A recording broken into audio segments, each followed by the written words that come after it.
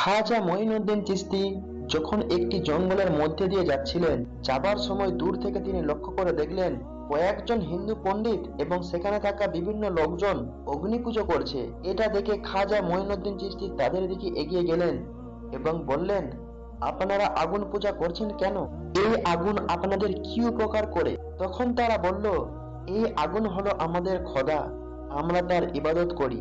আগুনকে খুশি করছি মৃত্যুর পরে নরকে আগুন থেকে মুক্তি পাওয়ার জন্য। তখন খাজা মঈনুদ্দিন চিশতি রহমাতুল্লাহ বললেন, আচ্ছা বেশ, তাহলে আপনারা আগুনকে খুশি করছেন, আগুন স্পর্শ করুন তো, আগুন আপনাদেরকে জ্বালিয়ে দেয় কিনা দেখি। তখন সেখানে থাকা আরেকজন বলল, এটা আবার কেমন ধরনের কথা, আগুনে হাত দিলে তো পুড়ে যাবে। তখন খাজা মঈনুদ্দিন চিশতি বললেন, আপনারা এমন এক খোদার পূজা করেন যে সেই খোদা তোমাদেরকে পুড়িয়ে দেবে, কিন্তু আমি এক এমন খোদার ইবাদত করি যার হুকুমে আগুন ঠান্ডা হয়ে যায়। এই কথা শুনে সেখানে থাকা আরেকজন হিন্দু পণ্ডিত অট্টহাসি করে বলল, আগুনের ধর্ম তো পোড়ানো, আর আপনি যেহেতু বলছেন তাহলে আপনি করে দেখান। তখন খাজা মঈনুদ্দিন চিশতি রহমাতুল্লাহ আলাইহি আগুনকে লক্ষ্য করে বললেন, হে আগুন, আমি আল্লাহর এক বান্দা খাজা মঈনুদ্দিন চিশতি বলছি, আল্লাহর হুকুমে তুমি ঠান্ডা হয়ে যাও। এই কথা বলে খাজা মঈনুদ্দিন চিশতি আগুনের মধ্যে প্রবেশ করলেন, কিন্তু তারা অবাক হয়ে দেখলেন খাজা মঈনুদ্দিন চিশতি আগুনের মধ্যে প্রবেশ করলেন কিন্তু একটুও পুড়ে যায়নি।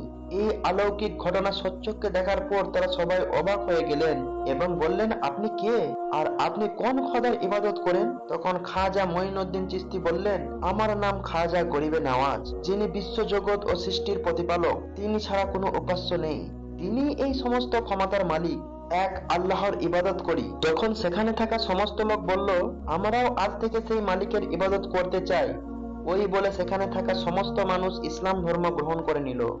ভারতবর্ষে তখন ইসলাম ধর্মের প্রচার হয়নি।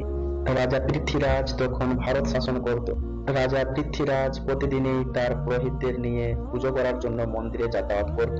ভারতের মানুষ তখন দেবদেবী এবং অগ্নি পুজো করত, অজ্ঞতা এবং কুসংস্কারে ডুবেছিল। ওই সময় একদিন রাতে হযরত খাজা মঈনুদ্দিন চিশতি রহমাতুল্লাহ আলাইহি তার নিজ গৃহে স্থায়িত ছিলেন। গভীর রজনীতে তিনি স্বপ্ন দেখলেন, রাসূল সাল্লাল্লাহু আলাইহি ওয়াসাল্লাম বলেন, হে খাজা মঈনুদ্দিন, তুমি হিন্দুস্তানে যাও, সেখানে গিয়ে দ্বীনের দাওয়াত দাও, ইসলাম ধর্ম প্রচার করো। হিন্দুস্তানের মানুষ কুসংস্কারের মধ্যে পড়ে আছে, তুমি যাও তাদেরকে আল্লাহর পথে ফিরিয়ে আনো। এই স্বপ্ন দেখে খাজা মঈনুদ্দিন চিশতি জাগ্রত হলেন। অতঃপর দেরি না করে পরের দিন খাজা মঈনুদ্দিন চিশতি বেশ কয়েকজন সঙ্গী সাথী সহ হিন্দুস্তানের পথে রওনা হলেন। বেশ কয়েকদিন অনেক পথ অতিক্রম করার পর ভারতের রাজস্থানের আজমির নামক স্থানে প্রবেশ করলেন। সেখানে তখন রাজা পৃথ্বীরাজ শাসন করত। এদিকে খাজা মঈনুদ্দিন চিশতি ও তার সঙ্গী সাথীরা অনেক পথ অতিক্রম করে ক্লান্ত হয়ে পড়েছিল। তাই খাজা মঈনুদ্দিন চিশতি এবং তার সঙ্গীরা আজমিরের তারাগা পাহাড়ের নিচে বিশ্রাম নিচ্ছিলেন। ঠিক ওই সময় নামাজের সময় হয়ে গিয়েছিল। সেই জন্য খাজা মঈনুদ্দিন চিশতি তার সঙ্গীদের বললেন, তোমরা পানির সন্ধান করো, কেননা উযু করতে হবে, নামাজের সময় হয়ে গিয়েছে। তখন একজন একটি লোটা নিয়ে পানির সন্ধানে বার হলেন। কিছু দূর যাবার পর সে দেখলো বিশাল একটি সাগর সামনে দেখা যাচ্ছে, যেটি বর্তমানে আনা সাগর নামে পরিচিতি। সে আনা সাগরের সামনে গিয়ে দেখলো রাজার সেনাবাহিনী। তাকে দেখা মাত্রই সেনাবাহিনী বলল, আপনি কে? এর আগে তো কখনোই দেখিনি, এখানে কি চাই? সে বলল, আমরা হলাম খাজা মঈনুদ্দিন চিশতির মুরিদ, আমরা এখানে উযু করার জন্য এক লোটা পানি নিতে এসেছি। এটা শুনে সেখানে থাকা সমস্ত সেনাবাহিনী উচ্চস্বরে হাসতে লাগলো আর বলল, আপনারা কি রাজা পৃথ্বীরাজের নাম শোনেননি? তার হুকুম অমান্য করলে কঠিন শাস্তির ব্যবস্থা হবে।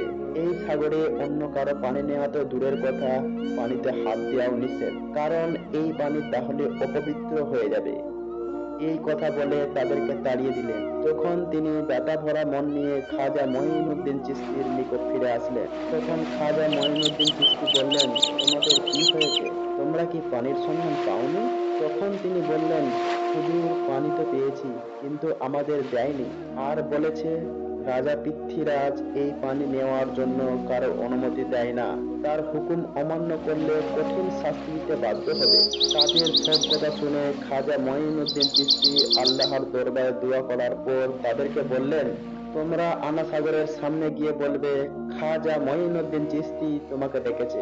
অতঃপর সে আবারও হুজুরের পানি আনার জন্য রওনা হলেন। সে যখন আনা সাগরের সামনে গিয়ে হাজির হলো, তোমরা আবার এসেছো কেন? তখন তারা বলল, হুজুর পানি নিতে এসেছি। সেনাবাহিনী বলল, বলেছি না পানি দেওয়া যাবে না? শুনলে এতক্ষণ তোমাদেরই হয়তো জীবন চলে যেতে পারে। আমরা কোনো মতেই পানি দেব না। তখন সে বলল, আমরা তোমার কাছ থেকে পানি চাইবো না, এই আনা সাগরের কাছে পানি চাইতে এসেছি। এই কথা শুনে সেখানে থাকা সমস্ত সেনাবাহিনী উচ্চস্বরে হাসতে লাগলো। ঠিক ওই সময় সে আল্লাহর দরবারে হাত তুলে বলতে লাগলো। সে আল্লাহর দরবারে দোয়া করার পর তার হাতে থাকা লটাটি এগিয়ে দিয়ে বলল, হে আনা সাগর, আমায় খাজা মঈনুদ্দিন চিশতি পাঠিয়েছে।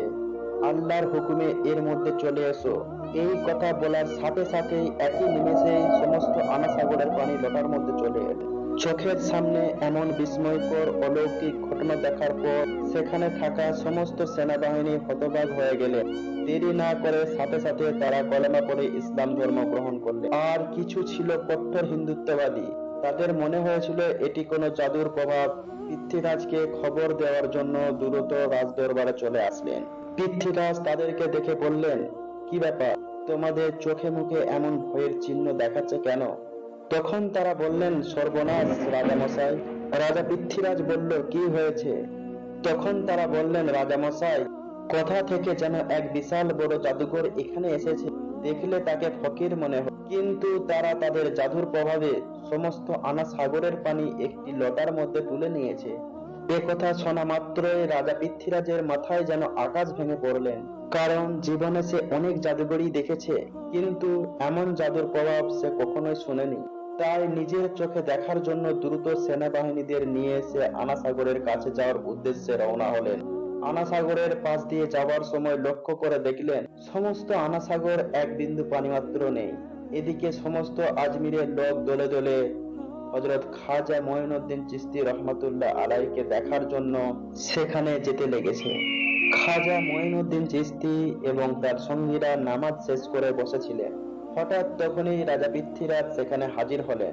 তিনি দেখলেন ইতিমধ্যে অনেক হিন্দু ইসলাম ধর্ম গ্রহণ করেছে। এটা দেখে রাজা মনে মনে রাগান্বিত হয়। রাজা পৃথ্বীরাজ ছিল খুবই চালাক হিন্দুত্ববাদী। পৃথ্বীরাজ বললেন, আপনি কে আর কোথায় থেকে এসেছেন? তখন তিনি বললেন, আমার নাম খাজা মঈনুদ্দিন চিশতি।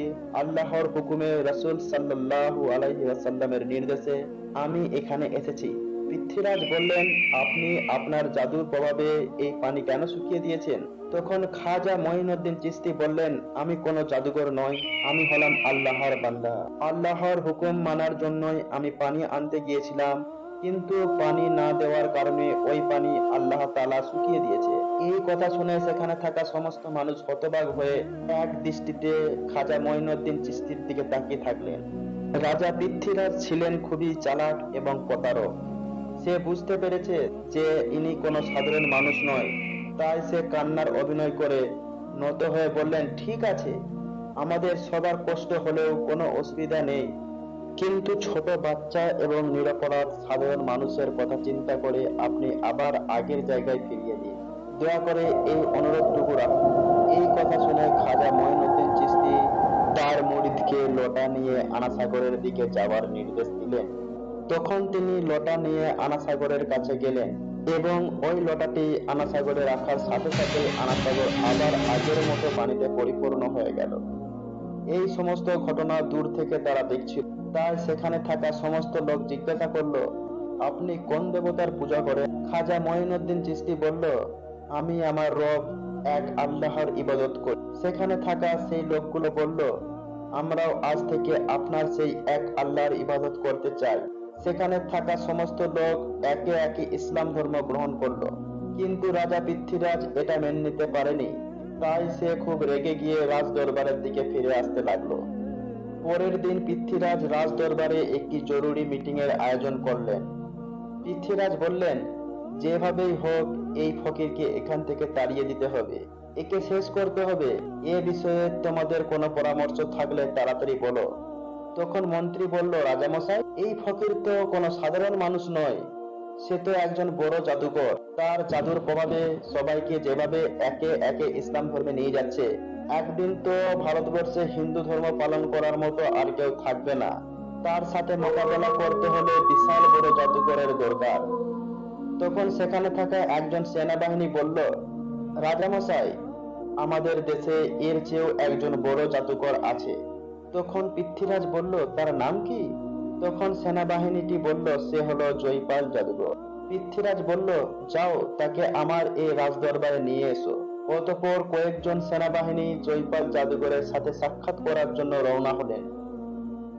কিছুক্ষণ পর জয়পাল জাদুঘরের বাড়ির কাছে গিয়ে দেখল, জয়পাল আকাশে ভাসমান অবস্থায় গভীর ধ্যানে মগ্ন। তাদেরকে দেখা মাত্রই নিচে নেমে আসলো এবং বলল, রাজা পাঠিয়েছে তোদের। এমন কথা শুনে সেনাবাহিনীটা অবাক হয়ে গেল। তারা মনে মনে ভাবতে লাগলো, আর কোনো চিন্তা নেই, এইবার তাদের কাজ সম্পূর্ণ হবে। সমস্ত কথা জয়পাল জাদুকরের সাথে তারা খুলে বলল। অতঃপর তারা দেরি না করে জয়পাল জাদুকরকে রাজদরবারে নিয়ে হাজির করলো। জয়পাল বললেন, রাজামশাই, আমাকে ডেকেছেন কেন? রাজা পৃথ্বীরাজ বললেন, শুনেছি আপনি ভারতবর্ষের সবচেয়ে বড় জাদুকর। আমরা তো একটা সমস্যার মধ্যে পড়ে গেছি, তোমাকে এটা উদ্ধার করতে হবে।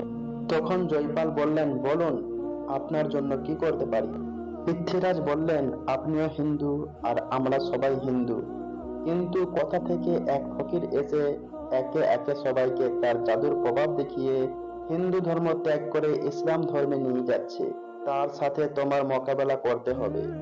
তাকে যদি তুমি দেশ থেকে তাড়াতে পারো অথবা একেবারে শেষ করে দিতে, তাহলে তোমার জন্য মহা মূল্যবান পুরস্কার রয়েছে। একথা শুনে জয়পাল বললেন, মহারাজ, আপনি চিন্তা করবেন না। কত বড় বড় জাদুকর আমার কাছে নীতি স্বীকার করেছে, আর ও তো সামান্য একজন ফকির। ওকে শেষ করে তবেই আমি আপনার সামনে হাজির হব। অতঃপর আর দেরি না করে জয়পাল জাদুকর জাদুর সাহায্যে গরিবে নওয়াজ খাজা মঈনুদ্দিন চিশতি রহমতুল্লাহ আলাইহিকে খুঁজতে লাগলেন। কিছু দূর যাবার পর জয়পাল জাদুকর দেখলেন, গরিবে নওয়াজ খাজা মঈনুদ্দিন চিশতি তারাগার পাহাড়ে একটি পাথরের নিচই আল্লাহর ইবাদতে মগ্ন আছে, কোনো দিকে তাকাচ্ছে না। এটা দেখে জয়পাল জাদুকর পিছন দিক থেকে ওই দিকে এগিয়ে গেল। জয়পাল বলতে লাগলো, ওই ফকিরকে মারা আমার কাছে তো সামান্য কাজ। আমি পিছন দিক দিয়ে এসেছি, তাও দেখতে পাইনি। এটা কোনো জাদুকর হলো? এই কথা বলে তার জাদুর প্রভাবে সেই পাহাড় থেকে একটি বিশাল বড় পাথর উঠিয়ে যেমনি খাজা মঈনুদ্দিন চিশতিকে চাপা দিতে যাবে, এমন সময় খাজা মঈনুদ্দিন চিশতি একটি আঙুল উঠিয়ে বলল, হে পাথর, আমি আল্লাহর ইবাদত করছি।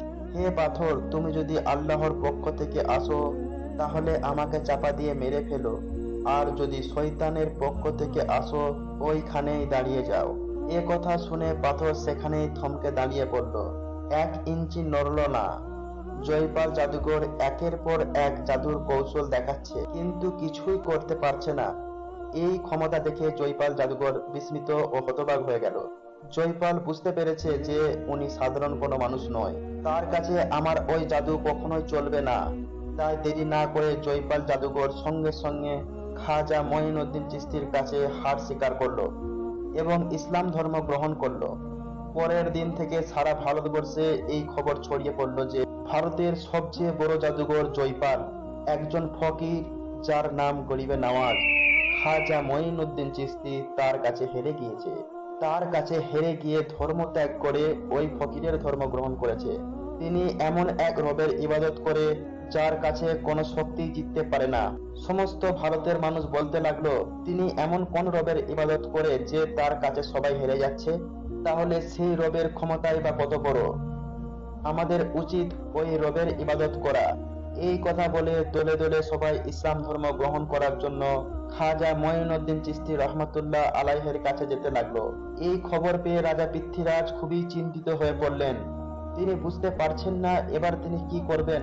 তখন মন্ত্রী বলল, রাজামশাই, জয়পাল জাদুকর ইসলাম ধর্ম গ্রহণ করেছে। আরো অনেক মানুষ একে একে ইসলাম ধর্ম গ্রহণ করছে। আমাদের মনে হয় তিনি সাধারণ কোনো মানুষ নয়, তার অনেক ক্ষমতা আছে, তাকে হারানো অসম্ভব। তার কথা আমাদের মেনে নেওয়া উচিত। তখন পৃথ্বীরাজ বলল, এত সহজে আমি হার মেনে নেব না। অতএব তোমরা যাও, ওই ফকিরকে এখানে ডেকে নিয়ে আসো। অতঃপর কয়েকজন সেনাবাহিনী এই খবর দেওয়ার জন্য রওনা হলেন। সেখানে হাজির হয়ে বললেন, রাজামশাই আপনার সাথে খুবই গুরুত্বপূর্ণ কথা বলার জন্য আপনাকে ডেকেছেন। তখন খাজা মঈনুদ্দিন চিশতি নিজেই রাজা পৃথ্বীরাজের সাথে কথা বলার জন্য বেরিয়ে পড়লেন। এদিকে ওই এলাকার এক হিন্দু পণ্ডিত ছিল। সে প্রতিদিন পুজো করার জন্য মন্দিরে যেত এবং মূর্তির সামনে দুধ ঢালতো। একদিন তার মেয়ে সেই পণ্ডিতকে জিজ্ঞাসা করলো, বাবা, আপনি প্রতিদিন দুধ নিয়ে মন্দিরে যান, মন্দিরের ওই মূর্তি কি দুধ পান করে? কোন হিন্দু পণ্ডিত বলল, মা, মূর্তি কখনো দুধ পান করে না, এই মূর্তিগুলোকে আমরা পুজো করি। তখন তার মেয়ে বলল, বাবা, আমি ওই মূর্তিটিকে দুধ খাইয়ে তবেই আসবো, আমি দেখতে চাই যে আসলেই এই দুধ পান করে কিনা। তখন হিন্দু পণ্ডিত বলল, মা, এমন কথা বলতে নেই, সে তো তোমার ভগবান, মূর্তি কি কখনো দুধ পান করে? তবে মন্দিরে যেদিন কেউ থাকবে না, তুমি সেদিন গিয়ে দেখতে পারো। অতঃপর একদিন তার মেয়ে দুধ নিয়ে ওই মন্দিরে হাজির হলো। ওই মন্দিরের সামনে গিয়ে বলল, তুমি তো আমাদের ভগবান, তাহলে নিশ্চয়ই আমার কথা শুনছো। আমি আজ দুধ নিয়ে এসেছি, তুমি এই দুধ পান করে নাও। কিন্তু মূর্তির কাছ থেকে কোনো উত্তর পেল না। মেয়েটি আবার বলল, কি ব্যাপার, আমার কথা কি শুনতে পাচ্ছ না? তুমি দুধ পান করে নাও, আমি সচক্ষে এটা দেখতে চাই। কিন্তু মূর্তির কাছ থেকে কোনো উত্তর এলো না। তখন মেয়েটি নিজেই মাথা ঠুকে রক্ত ঝরাতে লাগলো, জোরে জোরে কাঁদতে লাগলো। ঠিক ওই সময়ে গরিবে নওয়াজ খাজা মঈনুদ্দিন চিশতি ওই স্থান দিয়ে যাচ্ছিলেন। কান্নার আওয়াজ শুনে তিনি ওই মন্দিরের মধ্যে প্রবেশ করলেন এবং দেখলেন একজন মেয়ের মাথা দিয়ে রক্ত ঝরছে, জোরে জোরে কান্না করছে। তখন খাজা মঈনুদ্দিন চিশতি তাকে জিজ্ঞাসা করলেন, মা, তোমার কি হয়েছে? মেয়েটি বলল, দেখুন না বাবাজি, আমি দুধ নিয়ে এসেছি এই মূর্তিকে খাওয়াবো বলে, কিন্তু সে কিছুতেই আমার কথা শুনছে না। তখন খাজা মঈনুদ্দিন চিশতি বললেন, মা, মূর্তি কখনো কথা বলতে পারে না এবং খেতেও পারে না। তখন মেয়েটি আবারও নিজের মাথা ঠুকে রক্ত ঝরাতে লাগলো। মেয়েটির এমন ভক্তি দেখে খাজা মঈনুদ্দিন চিশতি অবাক হলেন। তাই মূর্তির সামনে গিয়ে মূর্তিটির কানে কানে বললেন, আমি খাজা মঈনুদ্দিন চিশতি বলছি, তুমি কি শুনতে পাচ্ছ না? এই অসহায় নিষ্পাপ মেয়েটিকে তুমি কেন কাঁদাচ্ছ? এই দুধগুলো খেয়ে নাও। এই কথা বলার সাথে সাথে মূর্তি দুধ পান করতে লাগলো। এটি দেখে মেয়েটা খুব খুশি হলো এবং আনন্দে সেখান থেকে চলে আসলো। মেয়েটি যখন গ্রামে প্রবেশ করলো, অনেকেই বলতে লাগলো, এই মেয়েটি হয়তো কোনো অপকর্ম করে এসেছে, সবাই কলঙ্কিত করছে, এখন আমাদের কি হবে? সেখানে মেয়েটির বাবাও উপস্থিত ছিল। তারা বলতে লাগলো, কি ব্যাপার, তোমার এই অবস্থা কেন? মেয়েটি বলল, বাবা, আমি মূর্তিকে দুধ খাইয়ে এসেছি। এই কথা শুনে সবাই অবাক হলো এবং বলল, এই মেয়ে মিথ্যা বলছে, মূর্তি কখনো দুধ খায় না, নিজেই উপকর্ম লোকানোর চেষ্টায় আমাদেরকে ধোঁকা দিচ্ছে। মেয়েটি তখন কাঁদতে কাঁদতে বিনয়ের সাথে বলল, আমি অনেক বলার পরেও মূর্তিটি যখন দুধ পান করছিল না, তখন নিজে মাথা ঠুকে রক্ত ঝরিয়েছি। ঠিক সেই সময় এক ফকির বাবা এসে মূর্তির কানে গিয়ে বলল, দুধ পান করে দাও। ঠিক তখনই মূর্তি দুধ পান করতে লাগলো। সেখানে থাকা সমস্ত লোক আশ্চর্য হয়ে গেল এবং বলল, কে সেই ফকির বাবা? তখন মেয়েটি বলল, আমি ওই ফকির বাবাকে চিনি না, তবে মনে হয় আশেপাশে কোথাও আছে। তখন তারা সবাই খাজা মঈনুদ্দিন চিশতি রহমতুল্লাহ আলাইহির সঙ্গে সাক্ষাৎ করার জন্য বেরিয়ে পড়লেন। অতঃপর খাজা মঈনুদ্দিন চিশতি ততক্ষণে পৃথ্বীরাজের দরবারে এসে হাজির হন। পৃথ্বীরাজ বললেন, এ ফকির বাবা, তুমি কি চাও? তখন খাজা মঈনুদ্দিন চিশতি বললেন, আমি ভারতের মানুষকে অন্ধকার থেকে দূরে সরিয়ে কুরআনের আলো দিয়ে তাদের অন্তরকে আলোকিত করতে চাই। আমি চাই সবাই কুসংস্কার ছেড়ে তওবা করে আল্লাহর পথে ফিরে আসুক, যিনি পৃথিবীর মালিক, আখেরাতের মালিক, যিনি বললেই এক নিমেষেই সব হয়ে যায়। আমাদের সবার রিজিকের মালিক, জন্ম মৃত্যু সবই একমাত্র তারই ক্ষমতায়। সেই মহান আল্লাহ তাআলার ইবাদত করতে চাই, আমি কারো ক্ষতি চাই না। অতঃপর খাজা মঈনুদ্দিন চিশতি সেখান থেকে চলে আসলেন। খাজা মঈনুদ্দিন চিশতি তার সঙ্গী সাথী সহ তারাগা পাহাড়ের ওই স্থানে অবস্থান করলেন। খাজা মঈনুদ্দিন চিশতি যখন এক স্থানে আল্লাহর ইবাদতে মগ্ন ছিলেন, ঠিক ওই সময় হিন্দু পণ্ডিত সহ ওই লোকগুলো ওই স্থান দিয়ে যাচ্ছিলেন। তখন হিন্দু পণ্ডিতের ওই মেয়েটি বলল, ওই দেখুন, ওই যে ফকির বাবা বসে আছে, ওই ফকির বাবার কথায় মূর্তি দুধ খেয়েছিল। তখন তারা একে একে সবাই খাজা মঈনুদ্দিন চিশতি রহমতুল্লাহ আলাইহির কাছে হাজির হলেন এবং বললেন, হে ফকির বাবা, আপনি কে আর আপনি কোন এমন জাদু জানেন যে আপনার কথায় মূর্তি দুধ খেয়েছে?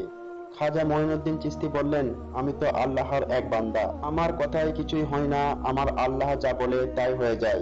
আমি সেই আল্লাহর ইবাদত করি। তখন তারা বলল, আমরা আজ থেকে সেই আল্লাহর ইবাদত করতে চাই। এই ভারতে তো সবাই একে একে ইসলাম ধর্ম গ্রহণ করেছে, আমাদেরকেও ইসলাম ধর্ম গ্রহণ করিয়ে দিন।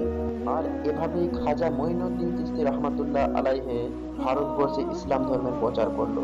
আল্লাহ তাআলার দেওয়া অলৌকিক ঘটনা দেখার পর কোটি কোটি হিন্দু ইসলাম ধর্ম গ্রহণ করেছিলেন, যা এক নজিরবিহীন দৃষ্টান্ত।